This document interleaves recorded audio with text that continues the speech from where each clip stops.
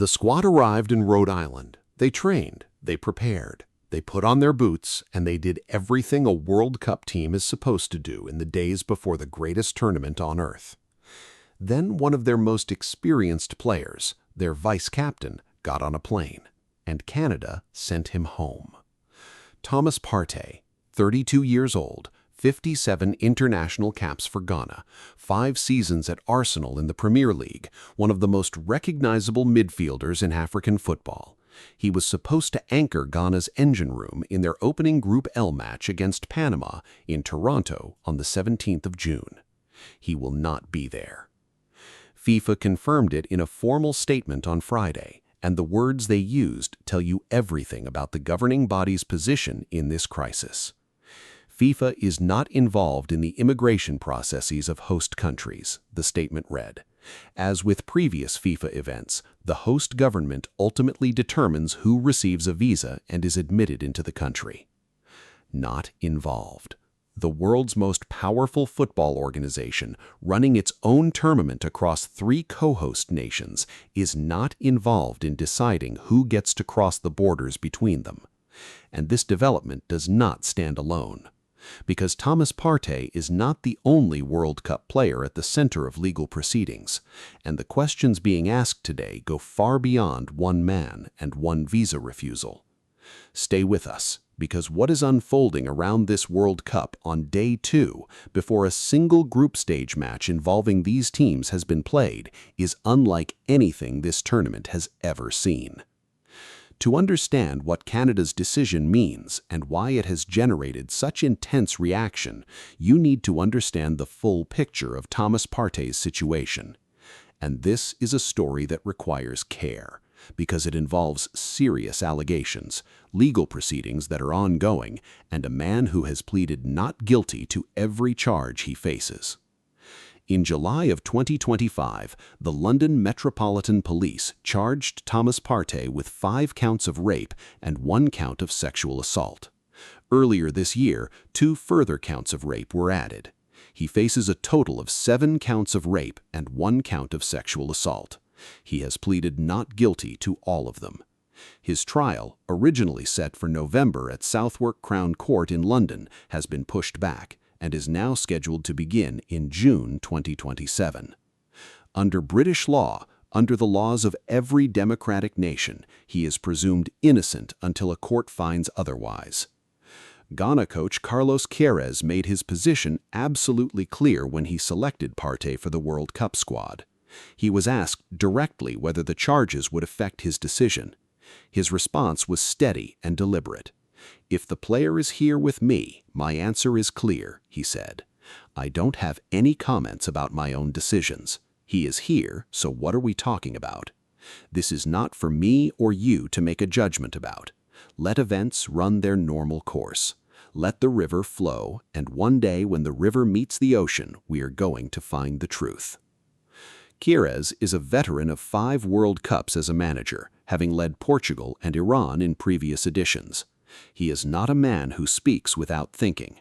That was a considered, deliberate defense of a legal principle that sits at the foundation of justice in every country where it is respected, that a charge is not a conviction, and a man accused has not yet been found guilty of anything. Ghana also named Partey as vice-captain for the tournament. The Ghana Football Association's communications director confirmed the federation's position this week. "Partey knows that we have been with him toe to toe, shoulder to shoulder. We believe in what his legal team has told us. We have his support." And yet, Canada saw it differently. If you are following the full story of this World Cup, subscribe now and hit the bell. We will not miss a single development of what is proving to be the most turbulent and complicated tournament in living memory. The Canadian government's position was stated clearly through Lena Diab, the Minister of Immigration, Refugees and Citizenship. She said Canada is proud to be a World Cup host country and is working to facilitate a successful event while maintaining the safety and security of Canadians. And then the key line, firm and unambiguous, Canada has been consistent that hosting major events does not change Canada's immigration laws. Every person seeking to come to Canada is assessed individually based on the facts available and the law that applies. Canada's immigration framework allows for foreign nationals to be found inadmissible even without a conviction when there are reasonable grounds to believe they have committed certain offenses. That is the legal basis for the decision. Canada applied its standard rules. The World Cup does not create exceptions. The contrast with the United States is striking and important. U.S. Customs and Border Protection issued their own statement on the same day. They confirmed that on June 3rd, their officers had inspected and admitted Thomas Partey into the United States. The reason was direct. At this time, he has not been convicted of a crime and was admitted to the United States after being issued a visa. American law focuses on conviction. Canadian law does not require one. Same player, same charges, different border, different outcome. Which means Partey sits in Rhode Island with his Ghana teammates. He will travel with them to Toronto, then stay behind while the rest of the squad crosses into Canada. He will watch Ghana play Panama from a distance, and if Ghana survive the group stage, they also face England on the 23rd of June in Foxborough, Massachusetts, and Croatia on the 27th in Philadelphia.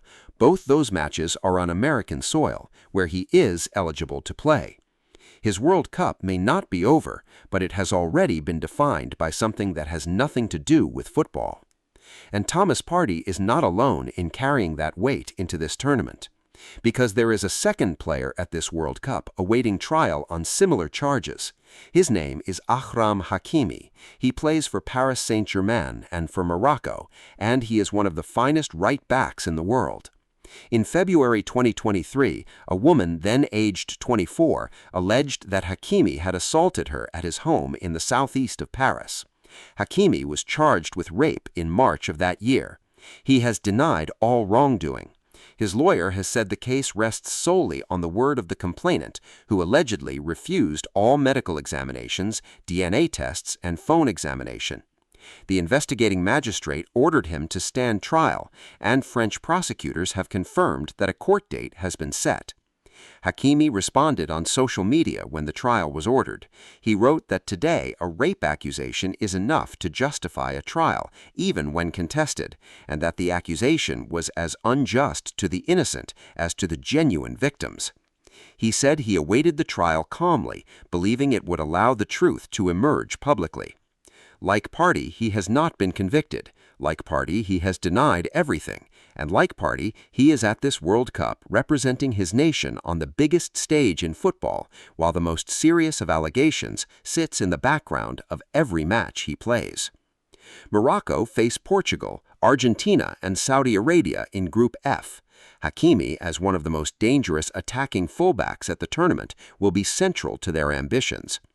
The question of how to navigate his presence for Morocco, for FIFA, for the tournament will not be resolved by anything that happens on the pitch. What these two situations reveal together is something football has struggled with repeatedly in recent years. The sport's relationship with legal processes involving active players is deeply, inherently complicated. A federation has a duty to its players, including the presumption of innocence. A governing body has responsibilities to the millions of people who watch and support the game. A host country has the right to apply its own laws, regardless of the sport. And the women who made these allegations have their own claim on this story, one that is rarely the center of the conversation when the football world talks about these cases. These are competing obligations, and the 2026 World Cup has placed all of them in collision at the same time. Social media this week has been divided sharply. Some fans expressed outrage at Canada's decision, arguing that a player unconvicted of any crime should not be denied the right to play for his country at a World Cup. "What rubbish is this?" one post read. "Is he a fugitive from the law? Ghana should seriously consider boycotting the match." Others argued that his selection was the issue from the start. One user wrote that Partey had no place at this World Cup and asked whether Ghanaians really want someone with pending charges of this nature representing their country and culture on football's biggest stage. Both perspectives exist, Both are held with genuine conviction, and neither one can be resolved by a football tournament. What can be said with clarity is this: Ghana will face Panama on the 17th of June in Toronto, without their vice-captain. Coach Carlos Queiroz, who is going to his 5th consecutive World Cup and has seen nearly everything this game can produce, will need to reorganize a midfield he had built around one of his most experienced players. Panama, who qualified for this World Cup for only the 3rd time in their history, will face a Ghana side that is missing its pivot. The football itself will determine what follows. But the cloud above this tournament does not lift when the referee blows the opening whistle in Toronto. It sits above every press conference, every pre-match briefing, every post-match interview. It is part of the story of this World Cup, whether FIFA wants it to be or not. And it connects to a larger pattern that has been visible for days now. Thomas Partey denied entry to Canada. Omar Artan denied entry to the United States. Senegalese and Ivorian fans denied visas. Iranian officials refused admission. The Iraqi team's photographer detained and sent home. An entire tournament, advertised to the world as the most inclusive in history, processing people at its borders and finding them wanting, for reasons ranging from criminal charges to nationality to a contested intelligence file to simply carrying the wrong passport. FIFA's statement says the governing body is not involved in immigration processes of host countries. That is accurate. It is also the most revealing thing they have said throughout this crisis. Because the organization that chose these hosts, the organization that signed the agreements and accepted the guarantees, is now saying it has no role in what those host countries decide to do with the people trying to attend its tournament. Someone chose these hosts. Someone accepted the terms. Someone signed the contracts. And now, when the contracts produce consequences that were entirely predictable, because these visa systems and immigration laws existed before a single bid was submitted, the governing body's official position is that it is simply not involved. Carlos Queiroz said to let the river flow and trust that when it meets the ocean, the truth will emerge. The river is flowing. It is carrying a remarkable amount of chaos with it. Ghana face Panama on the 17th of June in Toronto. Thomas Partey will watch from a distance.